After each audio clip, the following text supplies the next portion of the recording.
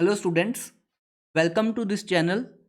सो इस वीडियो के अंदर हम डिस्कस करेंगे अपनी जो EMRS PGT केमिस्ट्री का पेपर हुआ है हमारा, उसका केमिस्ट्री जो पोर्शन था उसका हम रिव्यू करेंगे, कैसा हमारा पेपर था। उसके अलावा कुछ क्वेश्चंस के मैं आपको आंसर्स भी बता के जाऊंगा। ठीक है, इसमें इस वीडियो में हम थोड़े बहुत क्वेश्चंस को डिस्कस करेंगे। बाकी के डिटेल्ड वीडियो सोल्यूशन आपको थोड़ी देर में हमारे यूट्यूब चैनल पे क्या कर दिया जाएगा, प्रोवाइड कर दिया जाएगा। अगर हम बात करें इस पेपर की, तो ये पेपर बहुत ही एक हम बोल सकते हैं कि एवरेज पेपर था। ठीक है, इजी भी नहीं बोल सकते, कुछ क्वेश्चन इजी थे, कुछ क्वेश्चन अच्छे थे। बट आप लोग को अच्छे से एक बुक आनी चाहिए थी, वो थी NCERT। ये मैंने देखा है कई सारे प्रैक्टिकल ऑर्गेनिक के क्वेश्चंस डायरेक्टली NCERT बुक से पूछे गए हैं।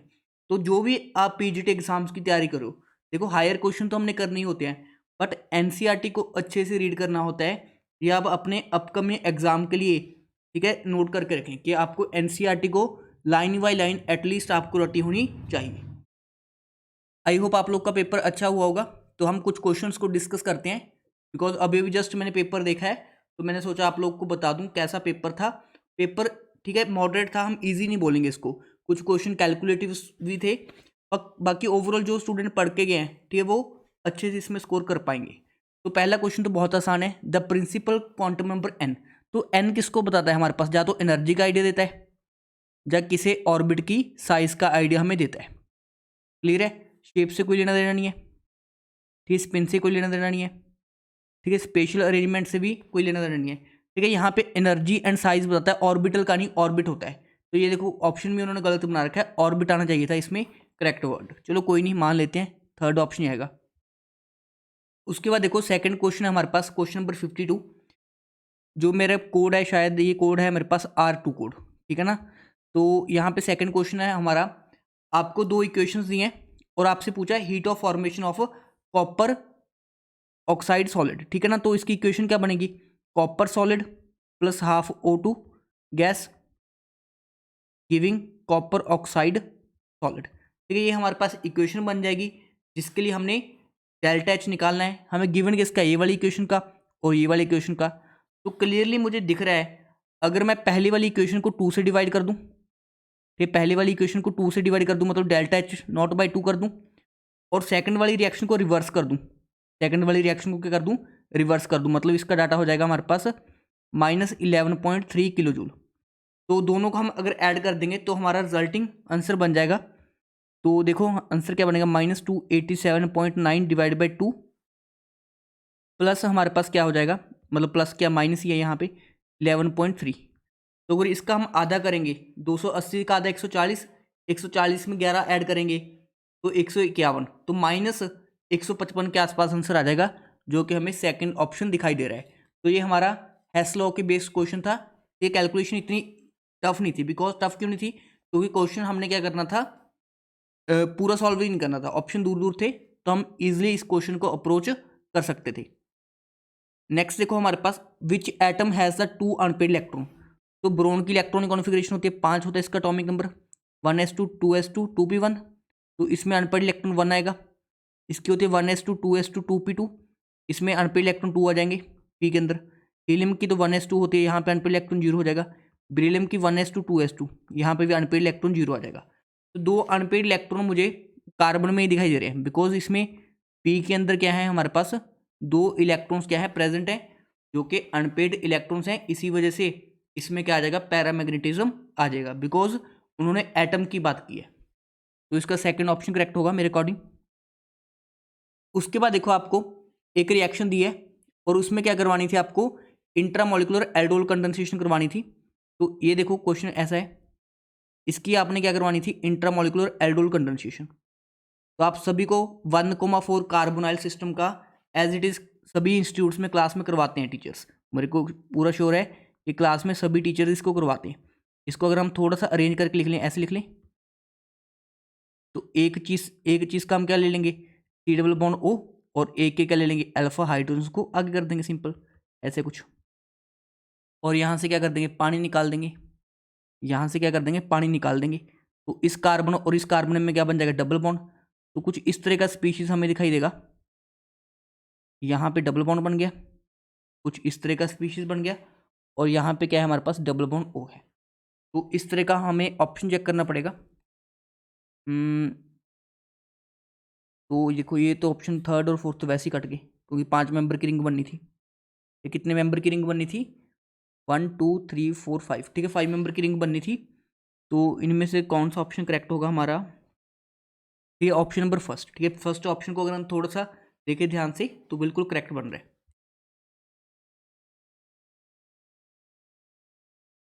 ये क्वेश्चन नंबर 55 देखो हमारे पास, उसने बोला है कि the energy of first Bohr orbit, मतलब एन की वैल्यू 1 दी है हीलियम के लिए।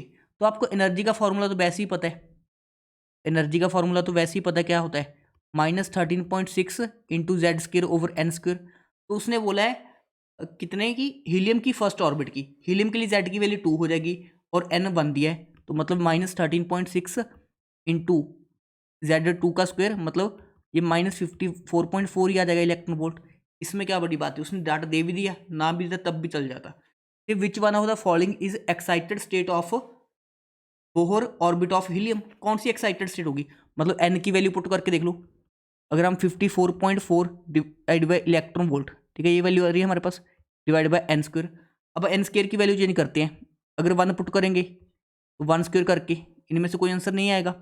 अगर हम 2 पुट करके देखें, 2 स्क्वायर करके, ये 54.4 डिवाइड बाई 4, ये 13 पॉइंट समथिंग आंसर आ जाएगा, जो हमें ऑप्शन में नहीं है। अगर हम 54.4 divide by third excited state की बात करें, मतलब 54.4 को 9 से डिवाइड करें, हाँ ये बन जाएगा 9 6 54 आ जाता है, 9 इंटू 6 54, 6 पॉइंट समथिंग वैल्यू आ जाएगी, जो हमें थर्ड ऑप्शन में दी है। मतलब जो थर्ड ऑप्शन है वो एक एक्साइटेड लेवल को रिप्रेजेंट कर रहा है, किसके? बोहर ऑर्बिट के हीलियम एटम के लिए। तो बाकी मैंने चेक नहीं किया इसका, ठीक है, बाकी स्टेट्स आप चेक कर लेना, 4 पुट करके कोई आंसर तो नहीं बन रहा, ये बाकी मेरे अकॉर्डिंग थर्ड ऑप्शन इसका करेक्ट बन जाएगा। उसके बाद देखो ये रिएक्शन है, पहले मार्कोनिकॉफ रूल लगा दो। मार्कोनिकॉफ रूल से हमारे पास HCl की क्या हो जाएगी, एडिशन हो जाएगी, यहाँ पे Cl ऐड हो जाएगा। अब उसके बाद AgCN से, AgCN से क्या बनता है, आइसोसाइनाइड का, Cl हटेगा और उसकी जगह आइसोसाइनाइड लग जाएगा, तो ये वाला प्रोडक्ट बन जाएगा हमारे पास। तो कौन सा ऑप्शन करेक्ट हो जाएगा हमारे पास? फर्स्ट ऑप्शन करेक्ट हो जाएगा इस पर्टिकुलर क्वेश्चन के लिए। ये पहले आपको मार्कोनिकॉफ रूल लगाना था और उसके बाद क्या करनी थी, AgCN से सब्स्टिट्यूशन करवानी थी, जिससे आइसोसाइनाइड का फॉर्मेशन होता है। उसका देखो सल्फोनामाइड डेरिवेटिव ऑफ एनिलीन, ये एनिलीन का हमारे पास क्या है, सल्फोनामाइड डेरिवेटिव, ये है हमारे पास एनिलीन, जिसकी अब हम सल्फोनामाइड डेरिवेटिव करवाते हैं, मतलब हिंसवर्ग रिएजेंट से रिएक्शन करवा के, ये होता है हमारे पास हिंसवर्ग रिएजेंट। तो जो सल्फोनामाइड बनता है कुछ इस टाइप का एनिलीन का, तो ये बेस के अंदर क्या होता है, सॉल्युबल होता है। बेस के अंदर क्या होता है, सॉल्युबल होता है, क्योंकि जब बेस के साथ इसकी रिएक्शन करवाते हैं तो ये क्या कर लेता है, हाइड्रोलाइज हो जाता है, बेस के द्वारा क्या हो जाता है, ये हाइड्रोलाइज हो जाता है।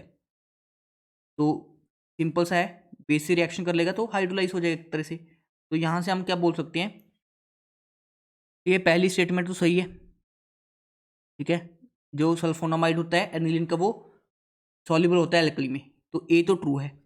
देखो ये वाला ऑप्शन कट गया, ठीक है। उसके बाद ए ट्रू है, बी भी ट्रू है, रीजन भी, और रीजन करेक्ट एक्सप्लेनेशन भी है। तो both A and R true and R is correct explanation, तो थर्ड ऑप्शन बन जाएगा इसके अकॉर्डिंग। उसके बाद देखो कंपाउंड एक्स है जिसका मॉलिकुलर फॉर्मूला है C6H12। उसके बाद देखो ओजोनोलिसिस के बाद बी एंड सी दे रहा है, B gives positive Tollens test. Tollens test कौन देते हैं, एल्डिहाइड्स, और आइडोफॉर्म टेस्ट भी देते हैं, मतलब आइडोफॉर्म टेस्ट कौन देगा, जिनमें मिथाइल कीटो ग्रुप प्रेजेंट होगा। Where C gives only tolerance test, मतलब एक तो एल्डिहाइड बनेगा और दूसरा एल्डिहाइड होगा जिसके पास क्या होगा, मिथाइल कीटो। अगर हम इसकी ओजोनोलिसिस करवाएंगे तो यहाँ पे फॉर्मेल्डिहाइड बन जाएगा, ये बन जाएगा फॉर्मेल्डिहाइड। तो ये हमारे पास क्या दे सकता है, ठीक है, ये सिर्फ टॉलन दे सकता है, ठीक है, आइडोफॉर्म नहीं दे सकता। अगर इसका दूसरा प्रोडक्ट देखें तो यहाँ पे ओ आ जाएगा, तो ये टॉलन तो दे पाएगा बट आइडोफॉर्म नहीं दे पाएगा, मतलब ये ऑप्शन गलत है। देखो इसका तो कोई तर्क नहीं बन रहा, क्योंकि एक तरफ कीटोन बन जाएगा, ठीक है ना, और इसमें भी कीटोन बन जाएगा एक तरफ, तो ये दो ऑप्शन तो वैसे ही कट गए। उसके बाद देखो लास्ट ऑप्शन को अगर ध्यान से देखें, अगर हम इसकी बात करें तो यहाँ पे CH3 C double bond OH बन जाएगा, तो ये आइडोफॉर्म भी दे देगा और टॉलन भी दे देगा। अगर हम साइड वाला प्रोडक्ट देखें, साइड वाला प्रोडक्ट कुछ ऐसा होगा, ये साइड वाला प्रोडक्ट कुछ ऐसा होगा, ये भी एल्डिहाइड है और एल्डिहाइड टॉलन तो दे ही पाते हैं, तो इसका फोर्थ ऑप्शन क्या हो जाएगा, करेक्ट हो जाएगा। उसके बाद maximum hyper conjugating structure, alpha hydrogen count कर लो, यहाँ पे अल्फा हाइड्रोजन 3, 4 और एक 5, यहाँ पे अल्फा हाइड्रोजन ये वाले 1 है सिर्फ, नेक्स्ट वाले में अल्फा हाइड्रोजन कितने हैं, यहाँ पे तो कोई नहीं है और यहाँ पे एक है यहाँ पे, और उससे लास्ट वाले में अल्फा हाइड्रोजन है हमारे पास, तो यहाँ पे एक, यहाँ पे 3 है। तो सबसे ज़्यादा हाइपर कॉन्जुगेटिंग स्ट्रक्चर किस में बनेंगे, फर्स्ट ऑप्शन में हमारे बन जाएंगे। उसके बाद देखो हमारे पास जो क्वेश्चन नंबर 60 है, ठीक है, क्वेश्चन नंबर 60 में क्या पूछा है, in paper chromatography the amino acid can be visualised by, तो ये फेमस निनहाइड्रीन टेस्ट होता है हमारा, जिससे आपको पता है वॉयलेट इंडिकेशन मिलता है। कौन सा इंडिकेशन मिलता है हमारे पास, वॉयलेट इंडिकेशन मिलता है। तो निनहाइड्रीन टेस्ट होता है अमीनो एसिड्स का, जिससे हमें वॉयलेट इंडिकेशन मिलता है।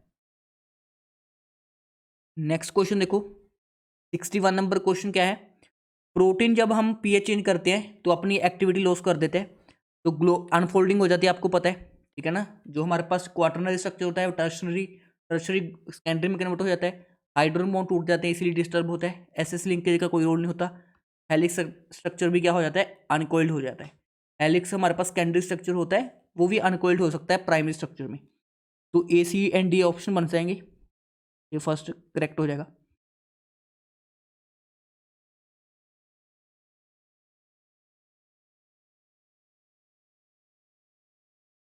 उसके देखो क्वेश्चन स्टूडेंट्स, क्वेश्चन नंबर 62, ये क्वेश्चन नंबर 62 में क्या पूछा है, इनकरेक्ट रिएक्टिविटी का ऑर्डर पूछा है, इनमें से कौन सा इनकरेक्ट रिएक्टिविटी का ऑर्डर है। तो न्यूक्लियोफिलिक एडिशन तो हमारे पास पहला ऑप्शन सही बन जाएगा, एल्डिहाइड्स की ज़्यादा होती है कीटोन से। ये सेकंड इलेक्ट्रोफिलिक एडिशन अल्कीन्स की ज़्यादा होती है भाई, अल्कीन्स की इलेक्ट्रोफिलिक एडिशन ज़्यादा होती है, तो ये गलत है। न्यूक्लियोफिलिक सब्स्टिट्यूशन, ठीक है, सेकंड वाला तो देगा ही नहीं, ये भी सही दिया है। एलिमिनेशन टर्शरी में अच्छा होता है, तो ये भी सही दिया है। तो जो इनकरेक्ट दिया है वो हमारे पास क्या है, फर्स्ट वाला सेकंड वाला ऑप्शन है, तो इसके लिए हमारा सेकंड आंसर क्या बन जाएगा, करेक्ट आंसर बन जाएगा, मतलब सेकंड ऑप्शन हो जाएगा। ठीक है, पेपर क्रोमेटोग्राफी में हम क्या यूज़ करते हैं, ठीक है, स्टेशनरी फेज के तौर पे, तो आप पढ़ते होगे पेपर क्रोमेटोग्राफी, पार्टीशन क्रोमेटोग्राफी, जो उसमें हम क्रोमेटोग्राफ पेपर यूज़ करते हैं ना, उसके जो पोर्स होते हैं उसमें जो वाटर अब्जॉर्व हो जाता है, ठीक है, वाटर अब्जॉर्व हो जाता है, वही एज स्टेशनरी फेज यूज़ होता है। ये मोस्टली स्टूडेंट ने सिलिका और एल्यूमिना, देखो सिलिका और एल्यूमिनियम तो हम साथ साथ लेते हैं, तो वैसे ही काट देते, ठीक है ना। तो इसका सेकंड ऑप्शन क्या बनेगा, करेक्ट बनेगा। देखो पेपर इटसेल्फ नहीं करता, पेपर के अंदर जो पोर्स में पानी चला जाता है वो एज स्टेशनरी फेज काम करता है ना, एनसीईआरटी में लिखा हुआ है डायरेक्टली, तो सेकंड ऑप्शन क्या बन जाएगा, करेक्ट बन जाएगा। एक क्वेश्चन नंबर 64 देखो, consider the following characteristics of polysaccharide, ये वाटर के अंदर सॉल्युबल है, अल्फा मतलब अल्फा ग्लूकोज से बना होगा, तो सेलुलोज तो काट दो, ठीक है। उसके C1C4, अमाइलोपेक्टिन में क्या होता है, C1 एंड C4 तो होता ही है, एंड C1C6 भी होता है, ये पॉलीमर ऑफ ग्लूकोज, ठीक है ना। तो देखो वाटर सॉल्युबल है तो अमाइलोज आ जाएगा, बिकॉज अमाइलोज में सिर्फ C1C4 लिंकेज होती है और ये अल्फा ग्लूकोज से मिलके बनता है, आपने स्टार्च पढ़ा होगा ना, और ये वाटर के अंदर सॉल्युबल भी होता है। तो इसका जो करेक्ट आंसर बन जाएगा हमारे पास वो हो जाएगा ऑप्शन नंबर 4। क्वेश्चन नंबर 65 देखो स्टूडेंट्स, द IUPAC ने पूछा है इसमें, ठीक है, आसान क्वेश्चन है, 1 2 3 4 5 6, ठीक है, हेक्स, ठीक है, 4 पे आयन आ जाएगा, 1 पे इन आ जाएगा, ठीक है ना। तो ये क्या बन जाएगा हमारे पास, करेक्ट आंसर बन जाएगा, ठीक है। या हम देखो, नहीं ऐसा नहीं लिखेंगे ना, हम पहले इन को लिखेंगे, बिकॉज ये गलत हो जाएगा, बिकॉज हमारे पास क्या है, अल्फ़ाबेटिकली इन पहले आ रहा है या आयन पहले आ रहा है, इन पहले आ रहा है, तो उसका नाम होगा हेक्स, 1 पे इन है, 4 पे आयन है, ऐसे लिखेंगे, क्लियर है। तो थर्ड ऑप्शन क्या बन जाएगा हमारा, करेक्ट आंसर बन जाएगा 1 2 3 4, हाँ बिल्कुल सही है, हेक्स 1 इन 4 आयन क्या बन जाएगा, करेक्ट आंसर बन जाएगा। उसके बाद देखो, ठीक है, ABC कंपाउंड की रिएक्शन करवाई है हॉट KMnO4 से, तो प्रोडक्ट क्या बनेगा, तो ध्यान से देखो, यहाँ पे अल्फा हाइड्रोजन है, यहाँ पे भी अल्फा हाइड्रोजन है, यहाँ पे भी बेंजाइलिक हाइड्रोजन है, तो तीनों ऑक्सीडाइज होकर बेंजोइक एसिड दे देंगे, तो सेकंड आंसर क्या बन जाएगा इस क्वेश्चन के लिए हमारा? करेक्ट बन जाएगा। तो सेकंड आंसर क्या था? करेक्ट बन जाएगा इसके लिए। उसके बाद कौन सी इनकरेक्ट रिएक्शन है? ठीक है, ये रिडक्शन होता है भाई, ये इथेनॉल के साथ रिडक्शन होके बेंजीन दे देता है, तो ये वाली रिएक्शन गलत है, पहला ऑप्शन ही बन गया हमारा। तो यही ऑप्शन क्या है? करेक्ट है, फर्स्ट ऑप्शन। बाकी रिएक्शंस क्या है? ये वाली बिल्कुल सही है, कपलिंग रिएक्शन होती है फिनोल के साथ, जिससे हमारे पास क्या बनती है? ऑरेंज डाई बनती है। तो ये भी सही रिएक्शन दी है, H3PO2 की प्रेजेंस में रिडक्शन हो जाता है। उसका ये हमारे पास कौन सी रिएक्शन दी है? ठीक है, सैंड में रिएक्शन दी है, ये भी सही दी है। तो इसका जो गलत रिएक्शन दिया है वो फर्स्ट है, और फर्स्ट ही हमारा क्या हो जाएगा? आंसर हो जाएगा। ठीक है स्टूडेंट्स, चलो अभी इतने ही डिस्कस करता हूँ मैं सोल्यूशंस को। ये बाकी के सोल्यूशन मैं थोड़ी देर में आपके साथ डिस्कस कर दूंगा, ठीक है, इसी चैनल पे। अभी तक मैंने टोटल आपके साथ टोटल 17 क्वेश्चंस को डिस्कस किया है। अगर किसी को इन क्वेश्चंस में कोई डाउट है तो आप कमेंट सेक्शन के अंदर बता सकते हो।